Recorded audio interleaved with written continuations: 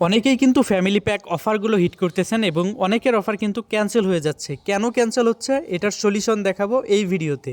তো আপনারা যে নাম্বারে ফ্যামিলি প্যাক অফার অ্যাক্টিভ করতে চান, জাস্ট সেই নাম্বারটা আপনার মাইরবি অ্যাপসে লগ ইন করে নেবেন। জাস্ট সেই নাম্বারটা, অন্য কোনো নাম্বার যদি লগ ইন থাকে সেটা লগ আউট করে লগ ইন করে নেবেন, কখনোই সেকেন্ডারি অ্যাকাউন্ট হিসাবে লগ ইন করবেন না। তারপর নিচের দিকে দেখতে পারবেন মাই ফ্যামিলি নামের একটা অপশন আছে, এখানে ক্লিক করে দিবেন। তারপর উপরের দিকে দেখতে পারবেন প্যারেন্ট অ্যাকাউন্ট, তার পাশে ডিলেট আইকন, তো এখানে ক্লিক করে দিবেন ডিলেট বাটনে।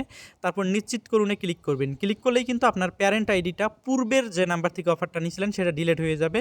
আবার মাই ফ্যামিলিতে যদি আমরা ক্লিক করি, এরকম একটা পেজ কিন্তু আমরা দেখতে পারবো। তার মানে আমাদের এই নাম্বারে এখন অফার অ্যাক্টিভ হবে। এখন এখানে আরও কিছু কন্ডিশন আছে, সেটা হচ্ছে আপনার ব্যালেন্সের মেয়াদটা দেখে নেবেন। এই যে দেখেন এখানে আমি গোল মার্ক দিয়ে দেখাচ্ছি, এখানে আপনারা দেখে নেবেন আপনার ব্যালেন্সের মেয়াদ আছে কিনা। আর মেয়াদ যদি থাকে সেই ক্ষেত্রে কিন্তু আপনি অফারটা নিতে পারবেন। আর অবশ্যই ইমার্জেন্সি ব্যালেন্স পরিশোধ করে ফ্যামিলি প্যাক অফার হিট করবেন, অন্যথায় ক্যান্সেল হওয়ার সুযোগ থাকে। ঠিক আছে।